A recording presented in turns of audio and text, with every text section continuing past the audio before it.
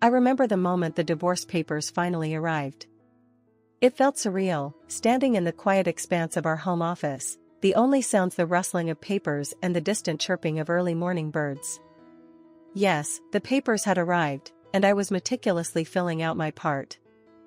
"All right then, you go ahead and submit it as soon as possible." Travis's voice was cold, almost indifferent through the phone. "I'm going to remarry soon. I should have divorced such a loser much earlier." His words stung, not because they were unexpected, but because of the sheer dismissal they carried. I had always known Travis was harsh, but hearing him speak so cruelly made me regret my slow decision-making. I had pondered over this divorce for too long, hoping against hope for a change that never came. After telling my children, Kent and Samuel, about the divorce, I had steeled myself to quickly submit the papers. But they stopped me. "It isn't the time yet," Kent said with a maturity that belied his years, while Samuel nodded in agreement beside him. "Can you just let us handle this matter for now?" It was strange and somewhat comforting to see them taking charge, even in such a personal matter. "My name is Helen, a 50-year-old office worker who has been with the same company for many years. I've climbed the ranks to become the head of my department, a role that demands resilience and determination, traits I have had to muster in abundance, not just at work but in personal life as well." Travis and I met at university, and reconnected years later.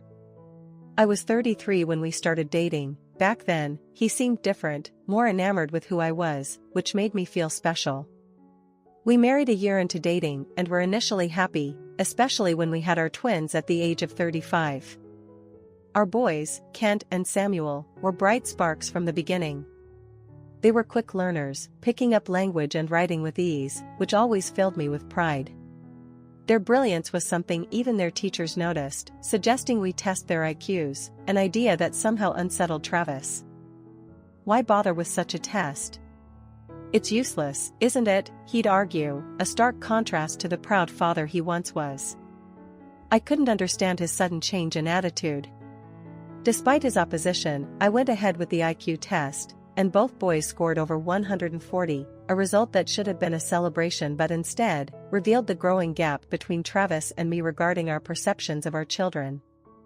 As I stood there, divorce papers in hand, reflecting on the journey that led us here, I couldn't help but feel a mixture of relief and profound sadness.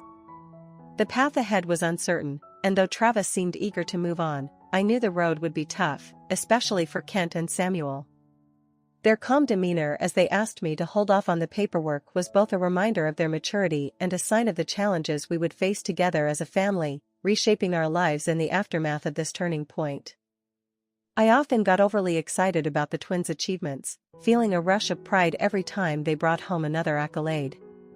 That day, when the results of their IQ test arrived, I was eager to share the news with Travis as he walked through the door. "Let's tell Dad too," I had said, matching the kids' enthusiasm. "Yeah, that sounds good," Kent agreed, his eyes alight with the thrill of their new discovery. Both he and Samuel rushed over to Travis, who had barely set down his briefcase. "Dad, look at this." Kent, always the more outspoken of the two, waved the printed paper excitedly. "It says our IQs are 140, isn't that great? Travis, you should praise them too." But Travis said nothing. His silence hung heavy in the air, a stark contrast to the children's cheerful chatter. "Hey, what's with you, huh?" I prodded, unable to hide my irritation. "Oh, sorry," Travis muttered, brushing past us. "I'm going to take a shower." I watched him retreat, his reaction not just harsh but utterly disheartening. From then on, he started avoiding the kids deliberately, creating a palpable distance that grew with each passing day. As the twins grew older and began preparing for high school, Travis and I had our first major argument about their future. "It's fine if they go to a high school close to home, right?" I had suggested initially, trying to gauge his thoughts. "What are you talking about?" I countered, unable to keep the frustration from my voice. "They are incredibly talented. We should choose a better environment that allows them to grow even more." As I said that, Travis sighed deeply. Look, I'm going to be clear here, since it's about time, he began, his voice low and resigned. But you're too invested in the kids. So they're smart, so what? His dismissive tone was too much for me to bear. Don't you want to make the kids' futures better? Kids will grow up on their own, you're being a bit crazy. Crazy? What's crazy about it? I was incredulous, struggling to understand his lack of interest in our children's potential. I don't understand what you want. As I was saying this, the kids came into the living room. It's okay, we don't care where we go to high school, Kent said calmly, with Samuel nodding in agreement. That's not the point, I snapped, frustration bubbling over. He's jealous of you guys. When I said that, Travis scowled. Huh, what are you talking about? His voice was sharp, defensive. It's true, isn't it? Normally, parents are proud of their talented children. What else could it be but jealousy? Then you handle it. Do whatever you like, Travis retorted, his voice cold and distant. Wait, we're not done talking yet. I called after him, but he ignored my words and left the house.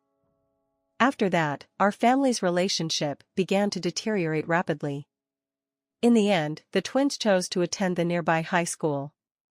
They wanted to keep the peace, I suspected. I had told them they could choose any school they liked, but they didn't, probably considering our strained family dynamics. I felt terribly sorry, but now that it had come to this, all I could do was watch over them. After they started high school, Travis barely talked to the kids anymore. His obvious avoidance was increasingly frustrating to me. You know, you haven't been talking to the kids much lately, have you? I confronted him one evening. I talk when it's necessary, he replied curtly. But still, you should do more. Besides, they probably look down on me. What are you talking about? That's not true at all, I reassured him, though his conviction seemed to stem from his own insecurities. No, it definitely is. It really pisses me off, he admitted, his voice tinged with bitterness. That's not it, I sighed, realizing this was probably just something Travis had concocted on his own, a narrative to justify his distancing himself from us. His struggles with our children's successes were deep-seated, and resolving them seemed ever more unlikely as the days passed. I had tried countless times to persuade Travis to communicate more with our twins, but it seemed all my efforts were in vain. One evening, as I sat lost in thought at the kitchen table, Kent approached me with a concerned look. Mom, are you okay? Yes, I'm fine, I replied automatically, forcing a smile. You don't look it though, he persisted, his young face etched with worry. Oh, sorry, just wondering how it all came to this. About Dad, I confessed, feeling the weight of the situation tighten around my heart.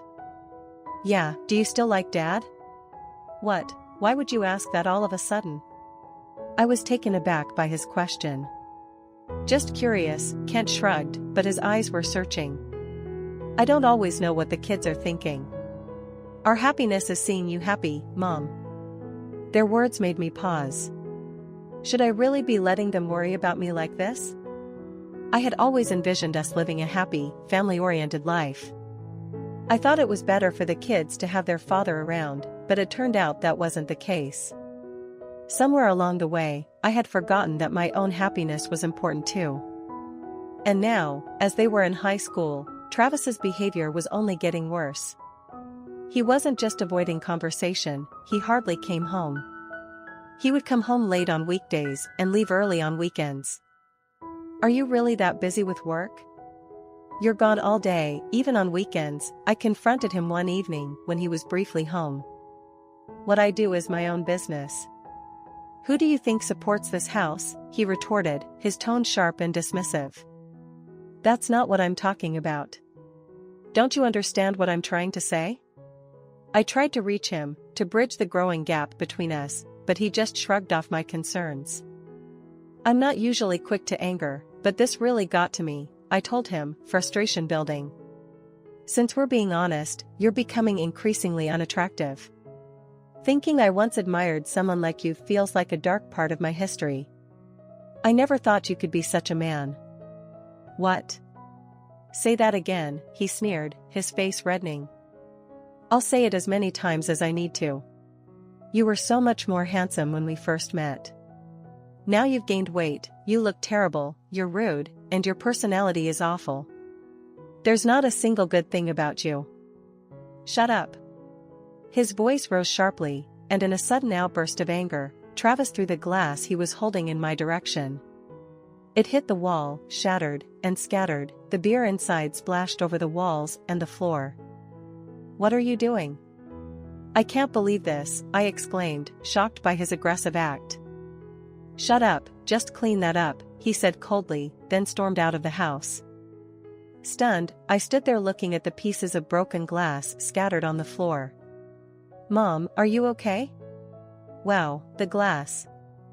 I need to clean it up right away, I murmured, moving to fetch a broom. No, you might get hurt. Mom, we'll clean it up, Samuel insisted, his voice firm. Snapped back to reality by my children's voices, I prepared a broom while they wiped down the floor and walls with a cloth. Despite the harsh words and misunderstandings, I had always dreamed of spending my days in a happy family setting, but the reality was proving to be far different from what I had hoped. I had always wanted to cling to that slight hope that things might improve, but deep down, I knew that day might never come. You should rest for now, Mom, Kent said gently, his voice cutting through my thoughts. Yeah, you've done enough, Mom. Leave the rest to us, Samuel added. What do you mean? I asked, assuming they meant the chores. Certainly, I couldn't handle them in my current state of mind, I thought to myself. Feeling drained and defeated, I sighed, sorry, then I'll go to rest now. With that, I went to my bedroom and lay down on the bed.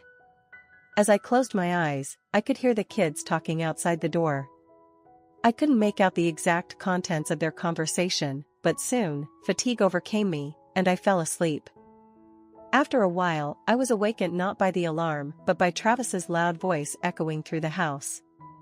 Hurrying toward the source of the noise in the living room, I saw Travis was in a frenzy.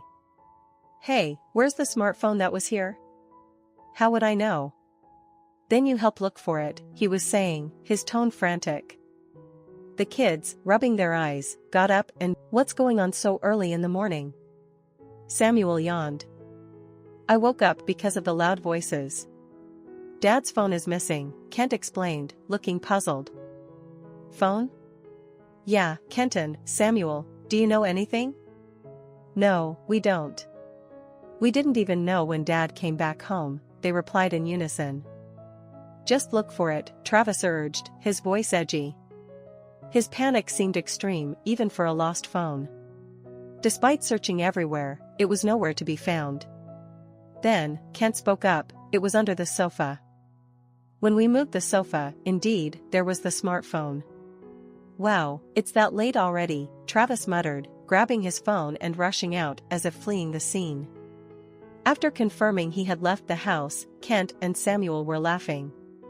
Was there something funny? I asked, puzzled by their reaction. No, nothing special. Just thought he was really panicking at that moment, Kent replied, still chuckling. I had no idea that such a routine scene of searching for a smartphone could lead to what was coming. Come on, you two, eat quickly or you'll be late, I urged as time passed. The kids were now seniors in high school, and college entrance exams were approaching fast. Today was the day the mock exam results were due. How did it go, huh? I asked when I saw them after school. Oh, all 100% as expected. Well, this level is easy for us, they both said nonchalantly.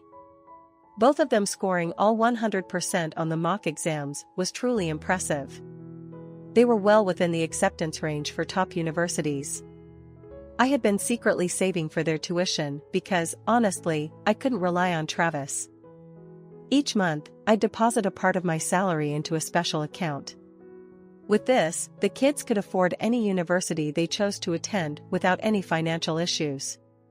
But then, I noticed something alarming. The money I had saved for both of our kids' tuition was completely withdrawn. What's going on? I thought, my heart sinking. When I checked the withdrawal date, it was a week ago. That was the day Travis said he was visiting his parents. I immediately called my mother-in-law, holding my breath as the line rang. "Hello, oh Helen, it's been a while, what's up?" she greeted warmly. I hesitated, unsure how to begin. "I was just concerned about something from about a week ago," I started, my voice shaking slightly. Admitting that calling was the right move, I bluntly asked if Travis had visited them last week as he claimed. "Sorry for calling out of the blue," I added quickly. "It's okay, bring Kent and Samuel over to visit again soon," she replied kindly, but her next words caught me off guard. "Yes, of course," she said, yet she confirmed that Travis hadn't gone back to his parents' house at all. I immediately went home and waited anxiously for my husband to return. 2 hours later, he walked through the door. "I was waiting for you," I confronted him as he entered. "I'm home." "Where were you a week ago?" "I was at my parents' house," he replied, dropping his keys and coat. "That's a lie," I pointed out sharply, cutting through his facade. "I called your mother. She said you hadn't come." "That is, so are you saying your mother lied?" He stumbled over his words, his face contorting with guilt. "No, that's not it." "Then what?" I pressed, needing the truth. "Well, that day, I was invited out by a friend," he admitted, though I honestly no longer cared about his whereabouts. What mattered was something else. "What I really want to know is about the money withdrawn from my account." "Huh? Why would I need to do that?" He feigned ignorance. "It seems it was withdrawn using the C card." I showed Travis the bank card, watching his reaction closely. He quickly looked away, a clear sign of his discomfort. "Oh, you seem flustered. Do you know something about it?" "No way, I don't know anything about that card," he lied, barely keeping his composure. "I see, so someone stole my card and withdrew the savings without permission. I guess I have no choice but to consult the police," I stated, watching his reaction intently. Hearing this, Travis quickly started to tell the truth. It seems he hadn't spent all the money. Still, he had used about $40,000 of it, he confessed, explaining he had memorized the password when he saw me use it to withdraw money. "Please, no police. Then return the full amount." "Okay, I understand. I'll return it all by next month." "You know what happens if you break that promise," I warned him sternly. After that, Travis became more subdued, and on the promised day, the full amount was indeed returned. Then, with less than a month until the exams, something happened. Finally, Travis caused a problem so severe it seemed to erase everything up to that point. "Hey, what's Dad doing now? Hasn't he been coming home less frequently?" It was during dinner with just me and the kids. Just as the kids asked that, Travis showed up. "Hey, do you have my portion?" "There's some?" "Yes, good, then get it ready for me," he ordered as I silently prepared his portion.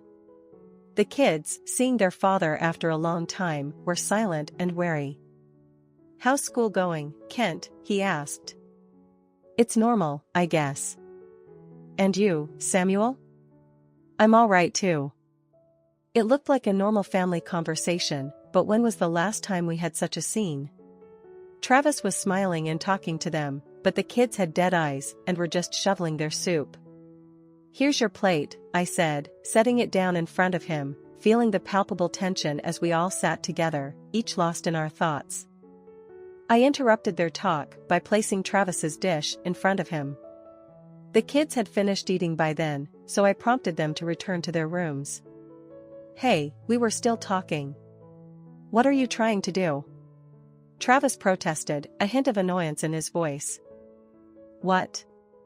"I just wanted to talk to the kids," I responded, a little confused. "It's strange for you to suddenly do this after avoiding communication for so long." "It's really just that," he replied flatly and then silently ate his meal before going off to sleep. His behavior had shifted recently, he started coming home earlier, which made me suspicious of his motives. 2 days later, it was my birthday, and Travis did something completely unexpected. "Happy birthday, Helen," he said warmly as he handed me a bouquet of yellow roses. "Ah, thank you," I replied, genuinely surprised. "I also bought a cake, so let's eat it together." As the kids are growing, I got a whole cake. While we were setting up the celebration, the kids came back into the room. "Happy birthday, Mom." "This is from us," they cheered. Was I dreaming? For the first time in a long time, Travis was kind, and the kids seemed genuinely happy to celebrate my birthday. This was the family harmony I had longed for. Had Travis finally reflected on his behavior? Maybe we could build a happy home again. But the next morning, Travis was gone. He was supposed to be sleeping next to me last night. I got up immediately and looked around the house, but he was nowhere to be found. Had he left the house? As I stood there stunned, Samuel burst through the door into the living room. "Mom, I've been thinking about it, and I remembered the yellow roses from yesterday. They symbolize jealousy or fluctuations in love, right? Is that so? But why would he be jealous of me?" I mused aloud, my mind racing. "I don't know, but Dad's gone, right?" At that moment, I realized I had been abandoned. Maybe yesterday was meant to be a sort of last supper.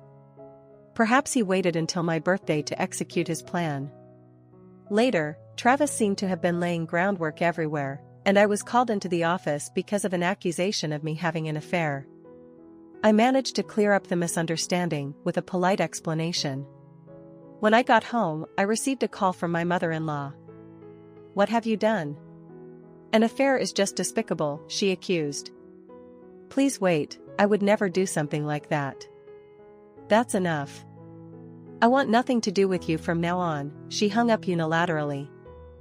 It was 2 weeks later when Travis called.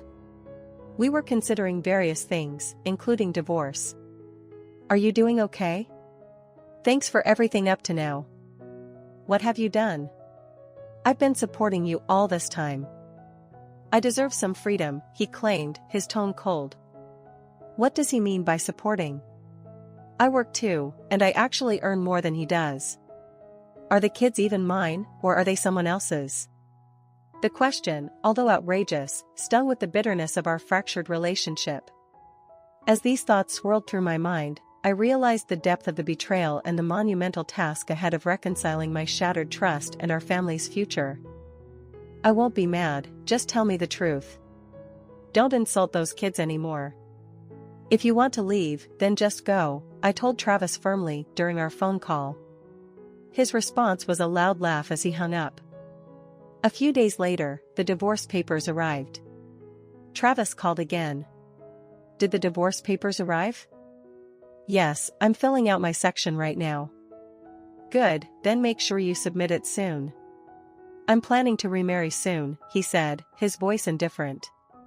He added, almost boastfully, "Surprised? She's 15 years younger and much prettier than you." "Huh, good for you. You're not surprised?" "Not really. I don't care what you do anymore." "Well, alright then." With that, Travis ended the call. I should have divorced such a loser much earlier. I regretted my slow decision-making. After telling the kids about the divorce, I decided to quickly submit the divorce papers. However, the boys stopped me. "It's not the right time yet," they said. "Can we handle this matter for now? We won't let you regret it." I hesitated to let my underage sons take on such a task, but their faces were dead serious.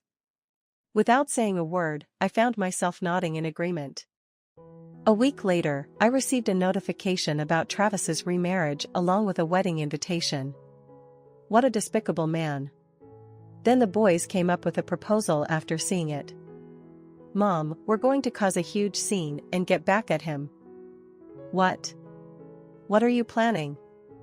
"Don't worry, we've thought it through. There won't be any problems."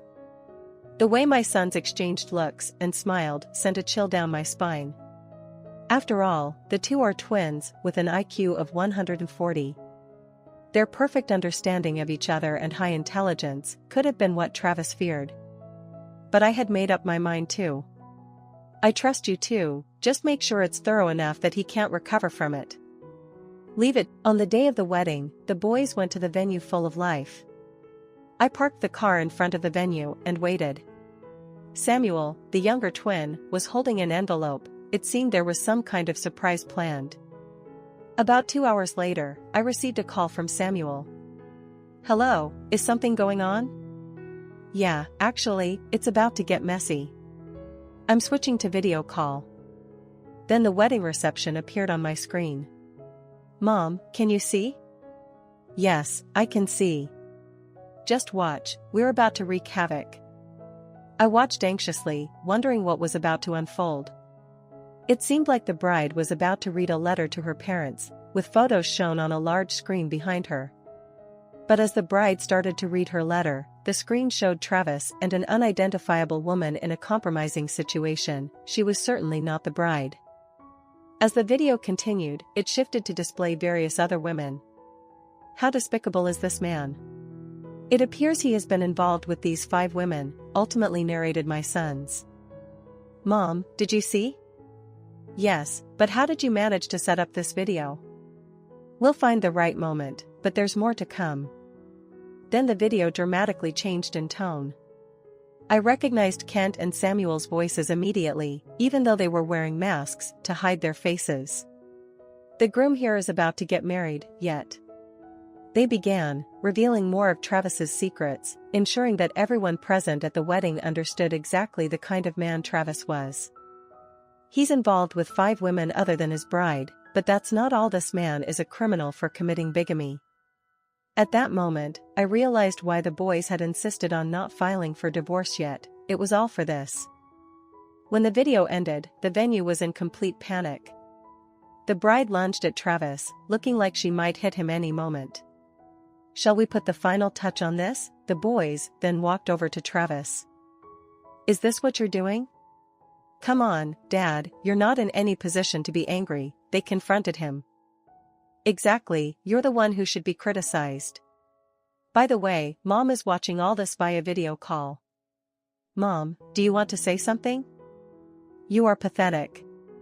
Well, it was a fitting wedding for a lousy jerk like you. Alright, Kent, satisfied? Let's go home, Samuel said. Yeah, Mom is waiting for us. Even my mother-in-law was briefly visible at the edge of the screen, her face looking like the end of the world. Well, she had it coming. The kids came back to the car, beaming. Great job, that was impressive. I feel so relieved. But where did you get that footage? Oh, that. I was stunned by the boy's explanation. It turns out Kent was curious about what Travis was doing when he wasn't home. To find out, he developed an app himself and installed it on Travis's phone the day Travis was fussing about it being lost. But you weren't noticed? Dad sleeps so deeply, it was easy to take his phone. And that's not all.